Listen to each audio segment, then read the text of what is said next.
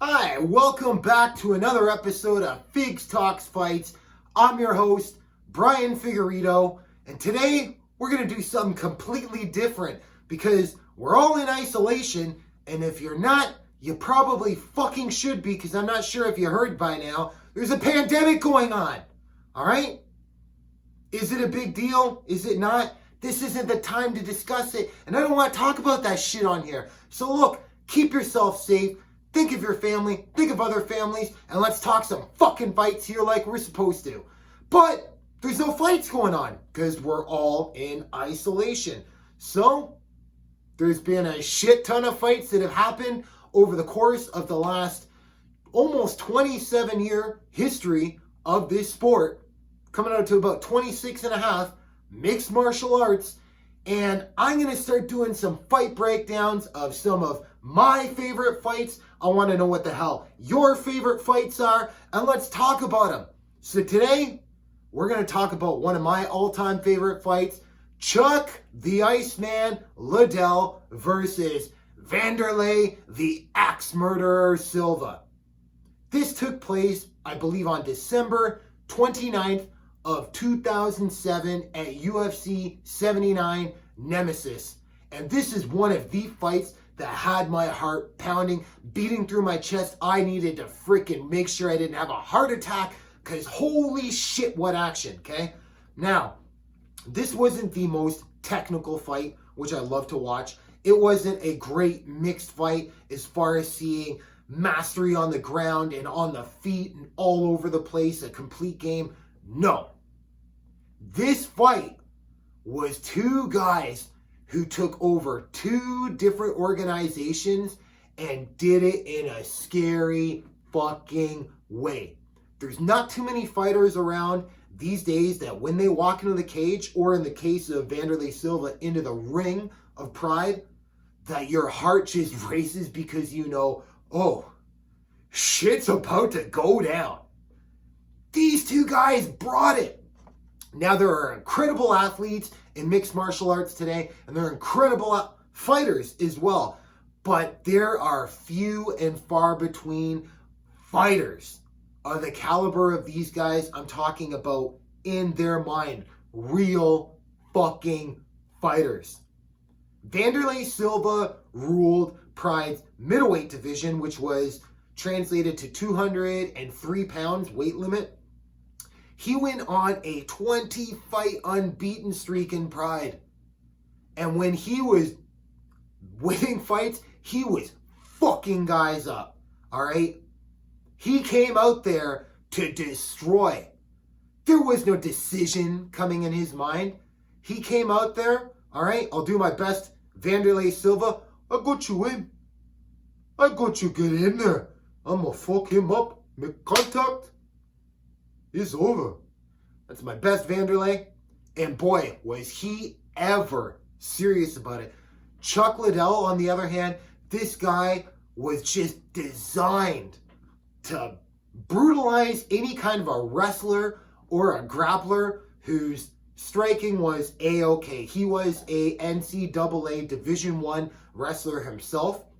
Didn't make a championship in there, but he had wrestling in his game. He was pretty decent at jiu-jitsu after he lost to Jeremy Horn in his second fight. He worked on his ground game, and boy, did he ever have timing and accuracy. And both these guys, back in the day, had a granite chin. Albeit that was the demise of both their careers. I don't want to talk about that today.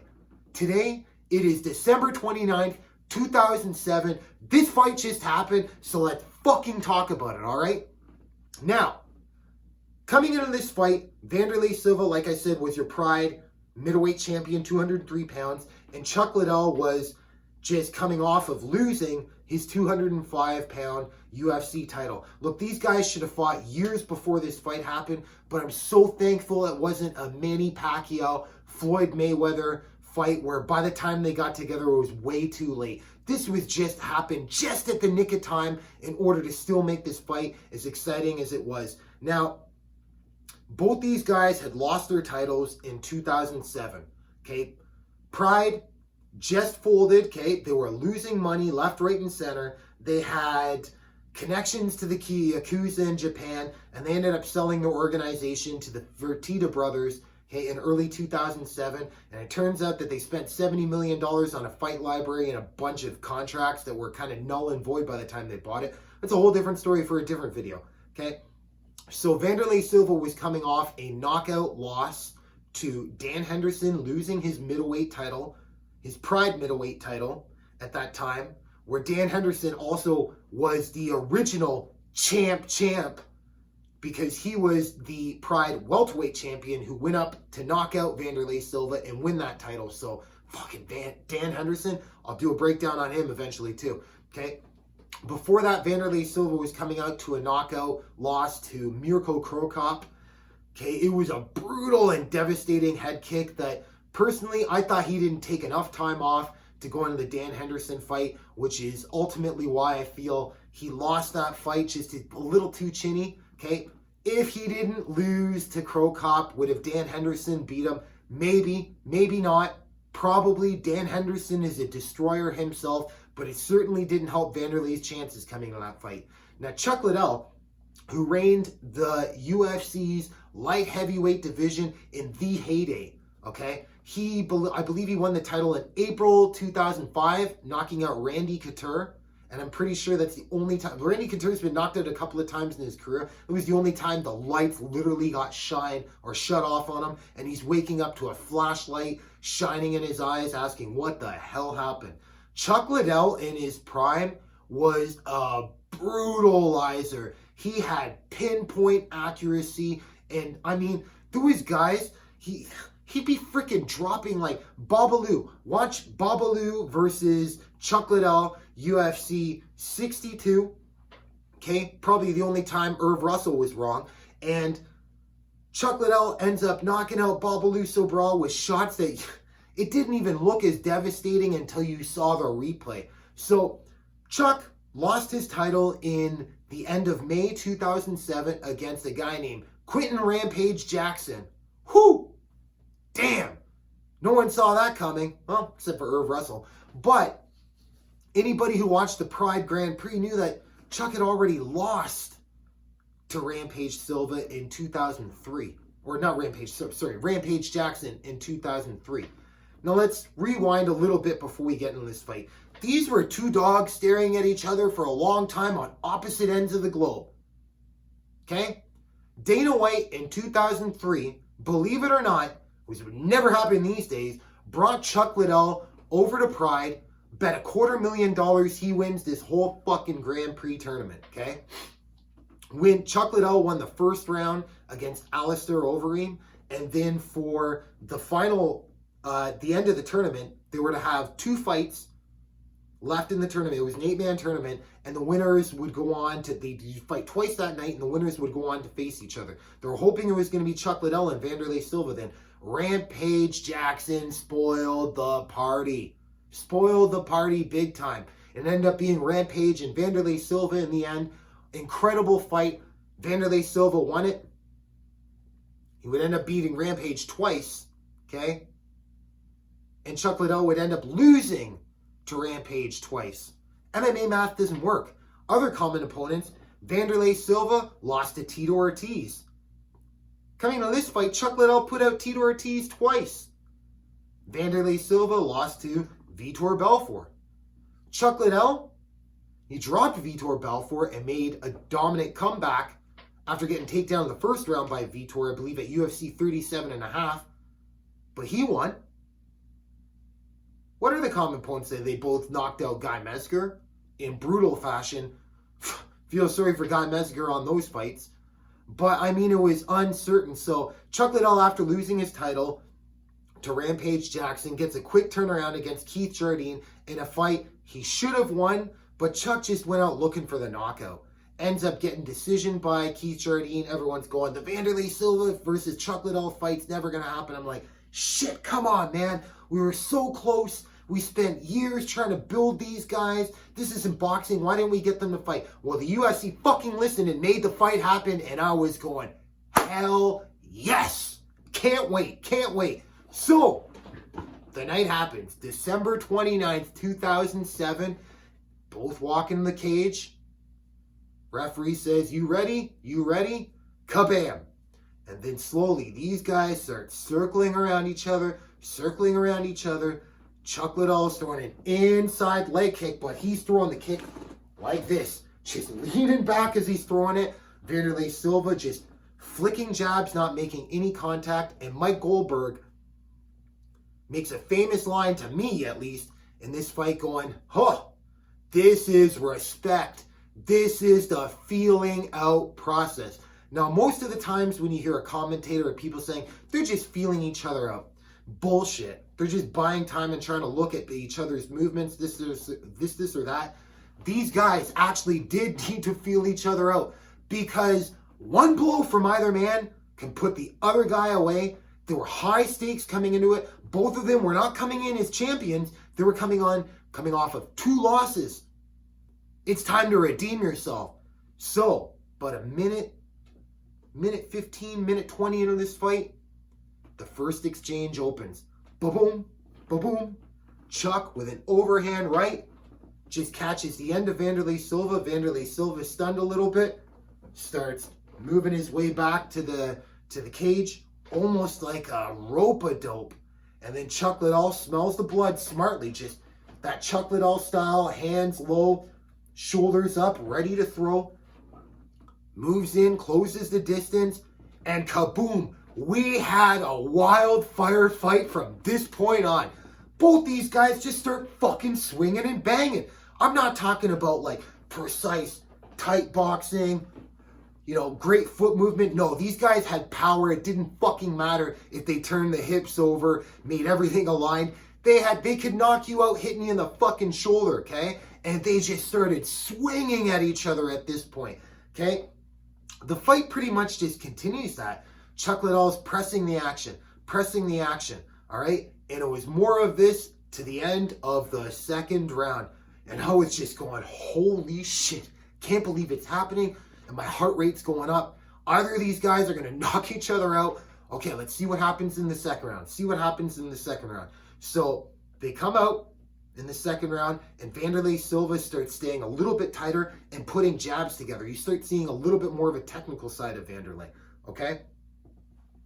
Chuck Liddell, smartly just keeping his distance, using his footwork to move around, starts mixing it up. Now we're starting to see a little bit more of a well-rounded Chuck Liddell in this fight, because, look, Chuck Liddell, I'd say probably 2003, 2004, you saw him put takedowns on Vernon White. You saw him throw more kicks, throwing spinning back fists against Vitor Belfort, okay? You saw him against Murilo Bustamante using a great sprawl and brawl. He had this great escape. I mean, I wish he would do seminars these days showing some of his takedown defense, okay, where Murilo Bustamante would shoot for a low single on him. He would just turn his back and then just lift his ankle, and then, it's hard for me to explain, but just slide his leg out. So his foot would be like this, and just slide out of the grips, turn around like he's about to put the hand in his back pocket, and then just face Murilo Bustamante and continue to fuck him up, okay?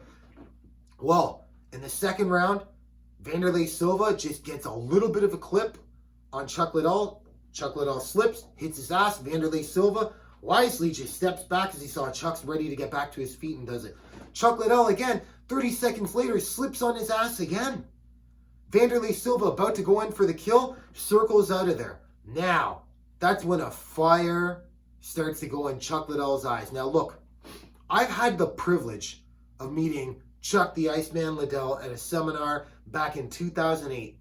And I had a chance to get a stare down done with him at the end of the seminar. And I remember looking at this guy's eyes, and he's a fucking lion, okay?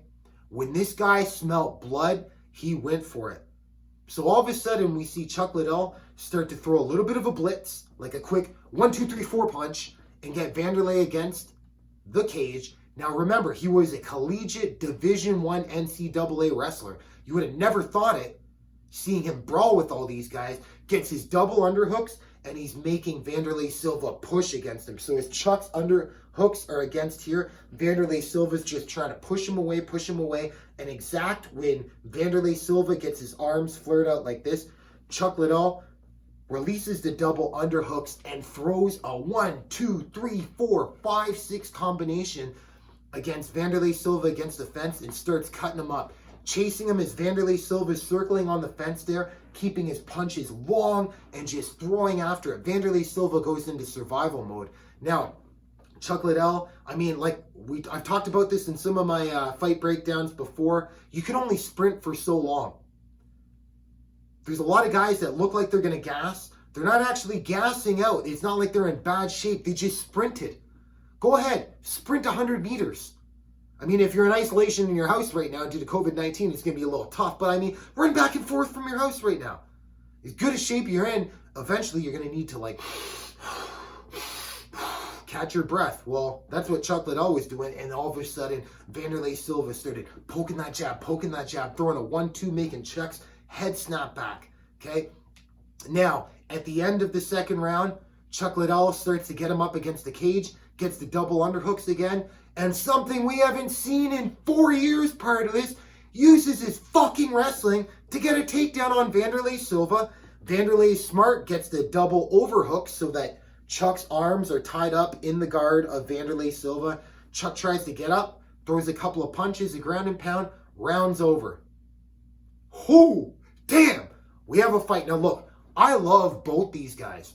Both these guys in the early to mid 2000s are the guys that made me obsessed with this sport. Okay? I didn't start learning jiu-jitsu because I watched Damian Maia put on a jiu-jitsu clinic. No, I eventually got into that shit because of these two guys.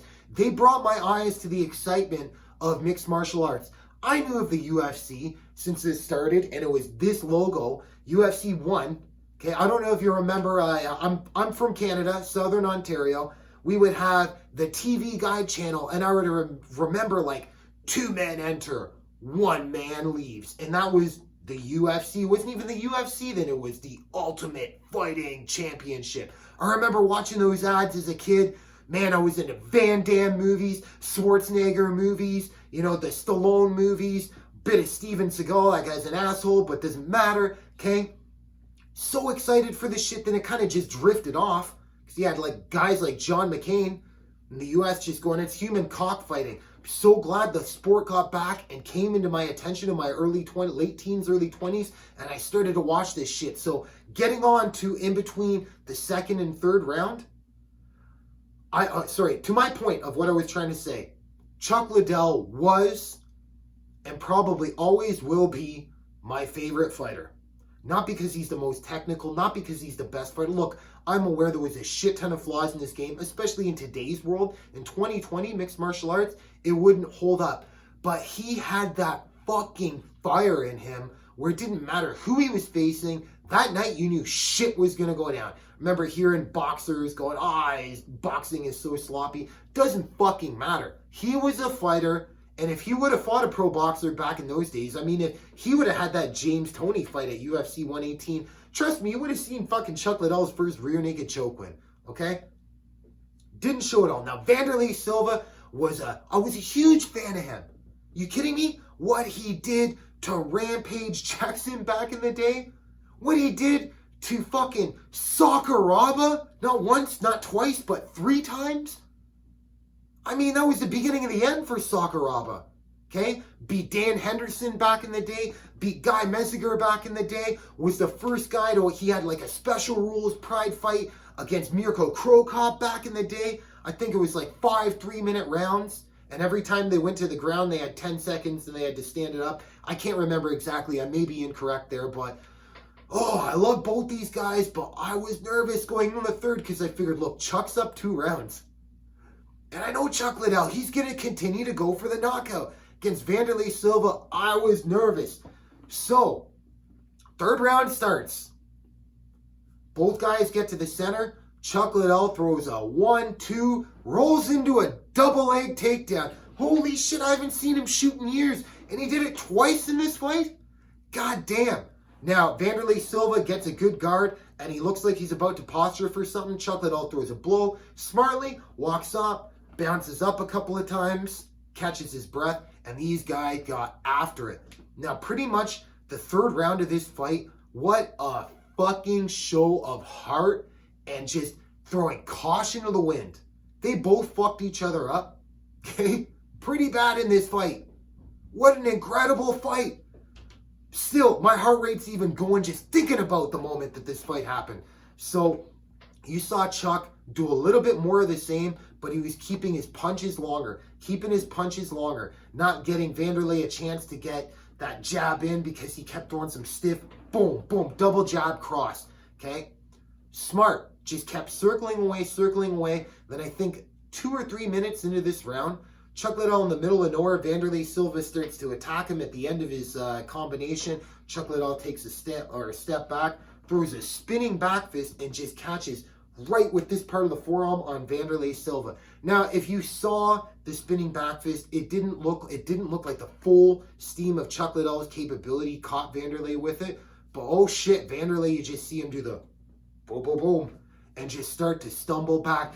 And then once again, both these guys just swinging haymakers at each other. I mean, this fight was 6 years in the making, and they fucked up everybody. Besides the 2 losses that were coming on this fight, they fucked up everybody on the way into this fight. Holy shit. Just throwing caution to the wind, getting after it. Look, Wanderlei Silva started to get cut up a little bit more. Okay, he's bleeding out. He has a lot of scar tissue on both sides here. If you see Wanderlei Silva now, he looks like a completely different person because he's had surgery to remove all the scar tissue there.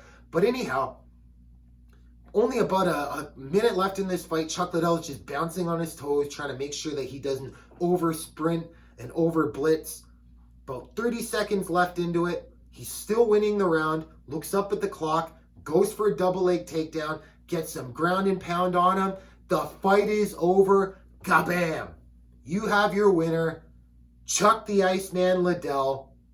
And unfortunately, December 29th, 2007 was the last time Chuck Liddell fought. And I don't want to talk about any fucking fights that he did after that. Credit to Rashad Evans, credit to Shogun Rua, and credit to Rich Franklin, who were the ones to defeat Chuck Liddell. And, I mean, Tito Ortiz beating Chuck Liddell at 48 years old after Chuck Liddell retired for 8 years. I mean, come on, Tito. You're still boasting about that win? Please. I mean, anyhow, let's not even go there. Incredible fight. Wanderlei Silva, I mean, such warrior spirit. Personally, I thought maybe with those 2 slips in the second round, you might have been able to give Wanderlei the second round, but no. It looked like a clean 30-27 for Chuck Liddell. Holy shit, it looks like Chuck Liddell's back. He wasn't, but it looked like it at that night. And Wanderlei Silva, like I said, I mean, putting ice on his mouth. Joe Rogan's talked to him. You know, the best Wanderlei Silva, it's like, hey, Chuck, hey, he's a good guy. You know, but we fight again next time I got you in. Well, they didn't fight again.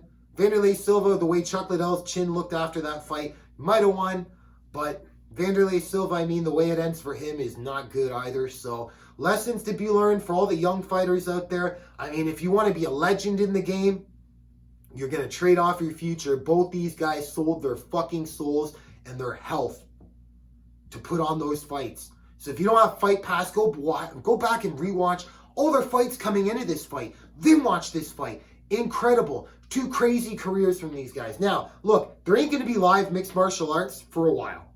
Okay? I don't care what the fuck Dana White's saying right now. We're going to figure this out. Look, COVID-19 is spreading around the globe like crazy. We all got to stay isolated and fight this shit off, all right? We don't want the Spanish flu or the fucking Black Plague coming. People weren't educated then as they are now. We can still stop this shit.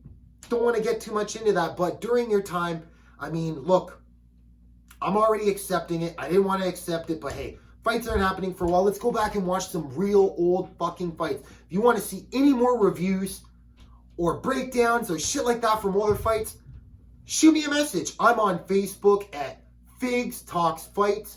You can reach me at Figstalksfights@gmail.com or leave a comment here. If you want to subscribe to the channel, sincerely appreciate it. Until next time,